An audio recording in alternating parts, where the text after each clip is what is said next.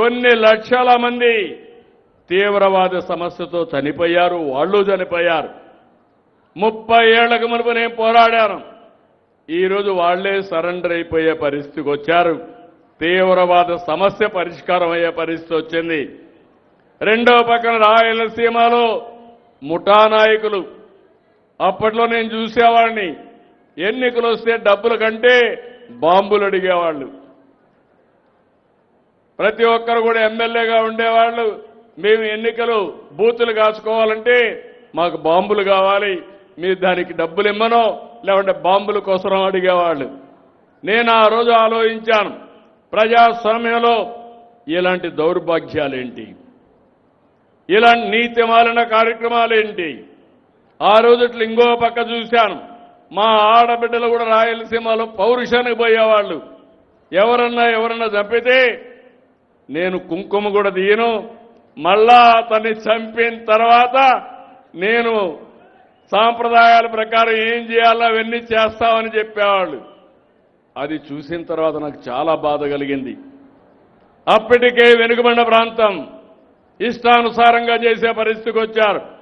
అందుకే నేను చెప్పా, ఈ ప్రాంతంలో ముఠాలు జరగడానికి వీలు లేదని చెప్పి ముఠాల్ని పూర్తిగా తుదముట్టించిన పార్టీ తెలుగుదేశం. ఆ రోజు అవునా కాదా ఆలోచించండి.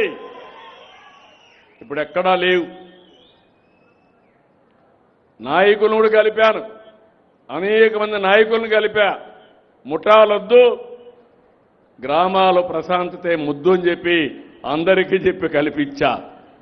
అదైన తర్వాత మీరు ఒకసారి చూడండి, రాయలసీమ రాళ్లసీమ ఎడారిగా మారిపోతుంది. నీళ్లు లేవు, పంటలు లేవు, ఉపాధి లేదు, అన్ని సమస్యలే. మొట్టమొదటిసారిగా మీరు గుర్తుపెట్టుకోవాలి, గతాన్ని గుర్తుపెట్టుకుంటే భవిష్యత్తు సులభం అవుతుంది. గతాన్ని మరిచిపోతే ఎప్పటికప్పుడు మళ్ళీ మమ్మల్ని పైకెక్కించడం, మళ్ళా కిందికి దించడం, మీ కష్టాలు రావడం, మళ్ళా మేము వచ్చి కష్టపడడం. మీరు చూశారు కదా ఈరోజు. నేను అడుగుతున్నా మిమ్మల్ని, గుండె మీద ధైర్యం వేసుకొని చెప్పండి, ఇటీవల కాలంలో ఈ డోన్ నియోజకవర్గంలో 30 చెరువులకి నీళ్లు హంద్రి నీవా ద్వారా ఇచ్చామా లేదా అని మిమ్మల్ని అడుగుతున్నా.